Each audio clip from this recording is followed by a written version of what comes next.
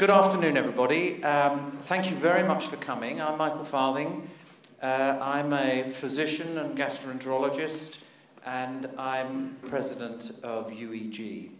And during the 2 years of my vice presidency, or president-elect, the Future Trends Committee, and you've got three of my treasured members on the right there, commissioned the project with John and Stephen, but also did this second project. So one of the things that has always interested me is not just 5 years or 10 years, but what's it all going to look like in 20 or 30 or 40 years' time? Because for most of my life, and like many other of us in the room, we've been involved in training medical students to practice medicine. The medical students that entered my institution this year will still be practicing doctors in 2040. Their training, by and large, takes about 10 years to get them to specialism, and they'll still be only mid-career. Since we're all in 2040 going to be retiring at about 87, they'll be mid-career. And so if we don't think about the implications, what healthcare is going to look like in 2040, we will not be preparing the next two generations of doctors for practice. So that's one of the drivers for us to do this second sort of planning. This is not forecasting. This is imagination. This is using all those wonderful skills that humans have in generating ideas about what the future might look like, but at the same time taking into account some of the key influences that at this point in time we are able to identify that might, if you like, be facilitating or pushing us towards any particular outcome. I haven't got time to tell you about the process that we use in the scenario planning, but I'm sure our three team leaders will be able to do that, and I probably would suggest we would do it afterwards in discussion rather than holding them up in their presentations. But it's a very interesting process. It basically involves human communication. It doesn't work very well by email. You have to be in the room with people. But we all went off and did work between our 3 or 4 sessions that it took to get these scenarios together. We did look at evidence, we looked for data, but we didn't look in the usual places that doctors look. We looked at a whole range of different variables, which I'll come to in a moment. So, why did we do it? Firstly, we believe that certainly healthcare, medicine, gastroenterology, hepatology will not look the same today as it will in 2040. And in many ways, we can say that the current models are not sustainable. They're not affordable.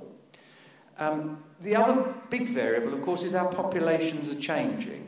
One of the things that worries my Prime Minister is that UK is predicted to be the largest country in Europe by 2040. Population of Germany is predicted to decline. Population of UK is predicted to go up. Are we prepared for that? Certainly not.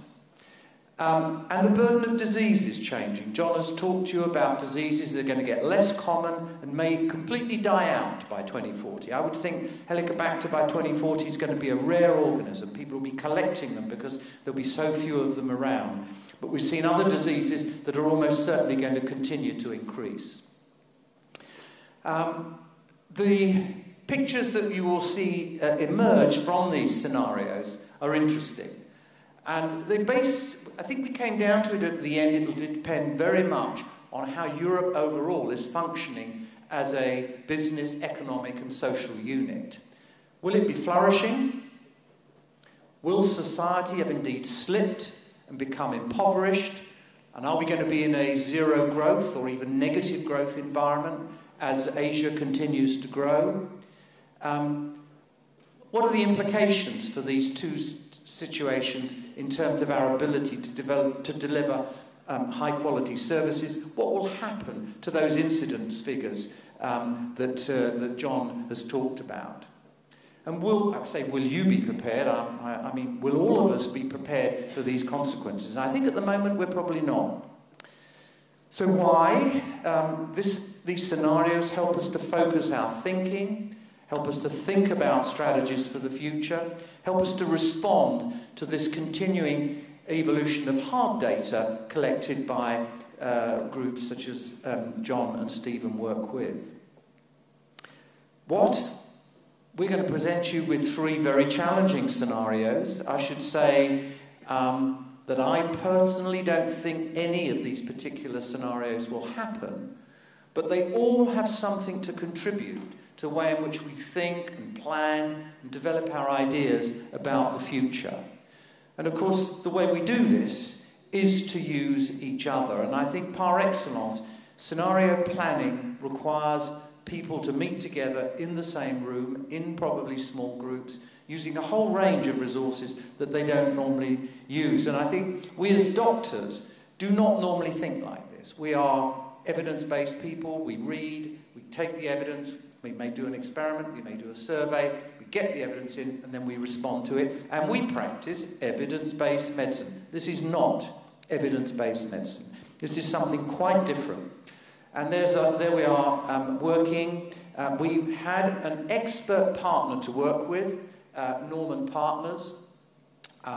They're a group of people who just do scenario planning. And before we started, they talked to us about some scenarios from other parts of the corporate or academic world. And they showed us, for instance, an example of how a shipping transportation company had done a sort of 2040 scenario planning. And one of the variables, of course, that they have to take into account is climate change, 4-degree rise in temperature, and 1 metre rise in sea levels. How is that going to affect their business? Their business, their ability to get their ships across oceans, to get them into what are currently conventional ports, and their ability to do their business. So there we are. The framework, these are the sorts of, you probably can't see it at the back, but I'll show you another slide. But the important thing for us is that we sit here, we're gastroenterologists by and large, clinicians, but of course we have a series of influences in terms of, you know, what it's going to influence our thinking and the sort of people that we need to influence. But there's a much, much larger, much more expansive area of influence, which of course includes, as I've just mentioned, geopolitical trends, international finance, economics, macro, microeconomics, energy prices. Look what's happened in the last couple of weeks. Energy, barrel of Brent crude has dropped from $105, $106 a barrel down to 80. For some businesses, that's a disaster. For many of us, it's great. But how do you build all of that in to thinking about healthcare? Exchange rates, demographics, and I can't see it, but clearly migration is going to be absolutely vital in the future. So these are some of the influences. They're all in the brochure. I'm not going to go through them now. But we tried to take into account our ideas, our imaginations about how these would influence healthcare in Europe and disease burden in Europe in the future. And we've come up with these 3 scenarios. Ice Age, it's supposed to be an emotional title to get you into it, Silicon Age and Golden Age. And I'm at this point going to invite Nikhil to come up and tell you what it's like and how really cold it is in the Ice Age in Europe. Ladies and gentlemen, the year is 2040. The last decades have seen Europe in significant decline. There is widespread impoverishment.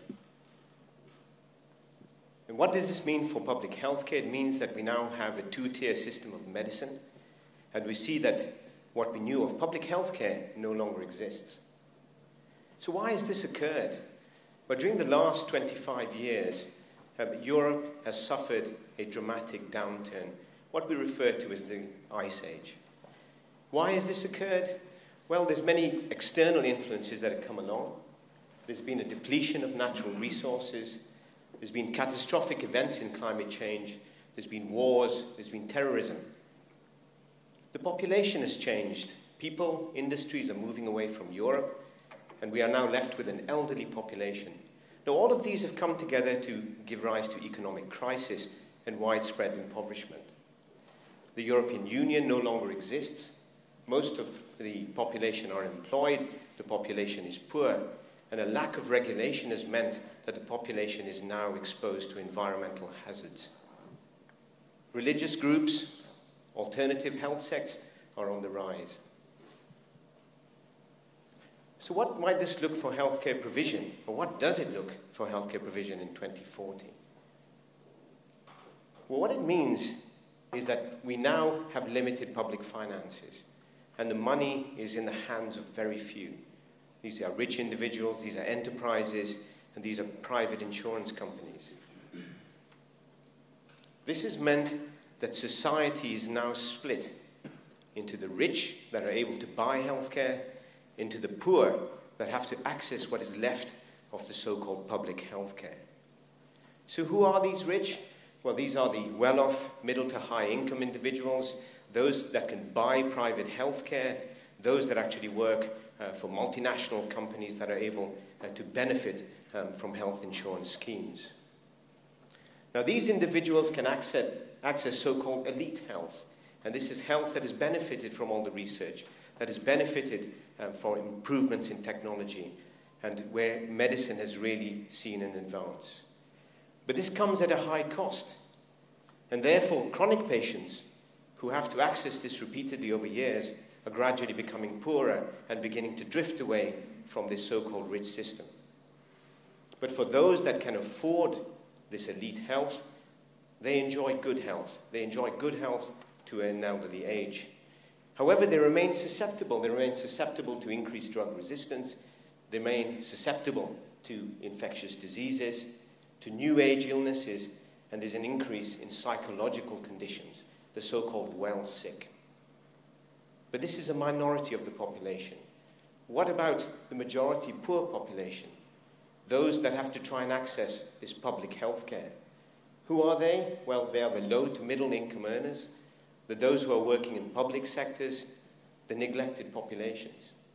Now, although there is some money which has trickled across from the rich to the poor side, this is insufficient. So therefore, these individuals have to access economy health.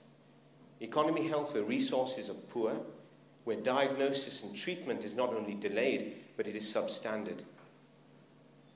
They suffer bad health. There's an increase in diseases which are related to substance abuse from alcohol, from drugs. There is an increase in diseases of malnutrition, both undernutrition and obesity, and depression is common. So what do these individuals do? They turn to the web. They look for self-care. They look at web-based resources. They look for alternative medicine. Remember, we're now living in a lack of regulation. So these are healthcare resources which are often run by entrepreneurs. This is going to increase drug resistance, and this is going to increase susceptibility to infectious diseases, putting even more burden on public healthcare, which has now collapsed. So if we take a pathway now of a 50-year-old with colorectal cancer, how might it look? Well, if we look at the rich pathway, we have this individual who's 50 years old with colorectal cancer who presents with symptoms. This may be a change of bowel habit, maybe blood in the stool. He's able to access primary care or indeed a specialist within days. Within days or weeks, he's able to get an exploration and a diagnosis of colorectal cancer is confirmed.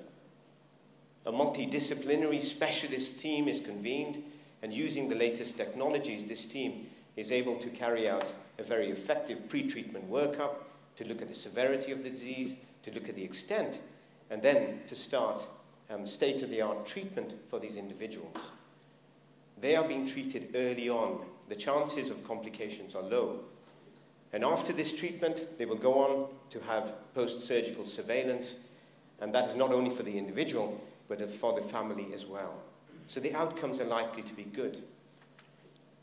How about the poor pathway? Access to healthcare is much more difficult for these individuals. So therefore, when they have the same symptoms, these symptoms are often going to be neglected. Eventually, they may turn to web-based resources. They may actually buy treatment to try and alleviate their symptoms. But what this actually does is it delays diagnosis. And these patients become sicker, and eventually they will relapse, and they will present to what is left of public health care as emergencies. But even within the system, we know that resources are limited. So therefore, diagnosis is delayed, and treatment, including pre-treatment workup, is going to be substandard. So the likelihood in this patient that they already have metastatic disease is going to be much higher. And therefore, the outcomes in this group of patients is going to be significant. So ladies and gentlemen, in 2040, there are significant implications for public health care. There are significant implications for patients. But of course, there are also implications for those who are working in the healthcare professional. And what we are now seeing is doctors are beginning to leave Europe. Other healthcare professionals are beginning to leave Europe. They are looking for better conditions. They're looking for better access to the latest technologies and treatments which now exist in wonderful centers that exist outside Europe. So this is almost a complete turn of the brain drain that we saw in the early millennium when so many doctors came to Europe to work. Ladies and gentlemen, this is the Ice Age. So this is the Silicon Age. This is quite different than the Ice Age, because in the Silicon Age, we have used technology and those advances in technology to overcome those crises that the societies has seen, so in growing populations, aging populations, and increasing healthcare expenditures. So instead of, the solution there is to use the advanced technology and use e-health, self-monitoring, to become the major means of disease control and healthcare. So we have seen changes in individual behavior, the social priorities, and also industrial strategy and governmental policies. At the same time, social media has become very influential across all levels in the healthcare sector, also driving trends within healthcare and development of technology.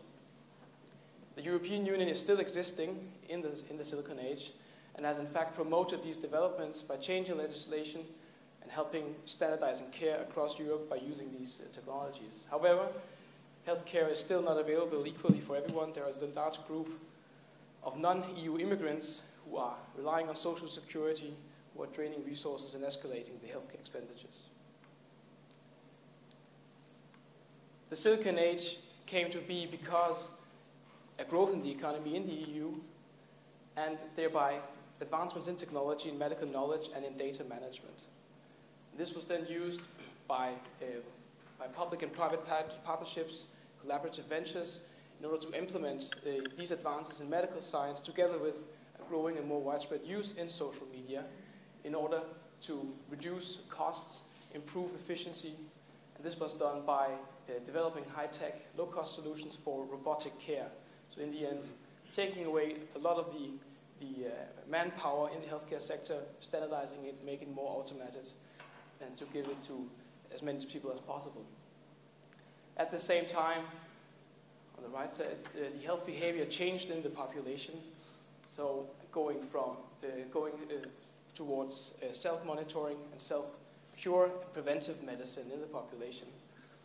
So, and the result is that in the Silicon Age, the healthcare system is characterized by automatic robotic care, by high-tech personalized medicine, spanning from all from low-cost app-like solutions that the people carry around to more expensive healthcare stations and boutiques where you can go in and get your procedures done. And also a fragmentation of the healthcare system because providers are both driven by public and private and social media interests. The big problem with the social media is that it can destabilize some of the systems because trends can certainly force the industry to turn in other directions than originally planned. In the Silicon Age, our patient with colorectal cancer will hopefully never develop it. So at birth, everyone will have a health risk profile done by genomic screening, and at the age of 25, there will be a new adjustment of the health risk, now based on many years of data regarding lifestyle and environmental factors, which have been accumulated with self-monitoring, but also public governmental databases. And if the patient has a risk that is low enough and the patient is eligible for insurance coverage, he can afford high-tech personalized screening, which will take place at regular intervals depending on the risk and on the patient, using blood samples at health stations or at home using the self-monitoring devices available.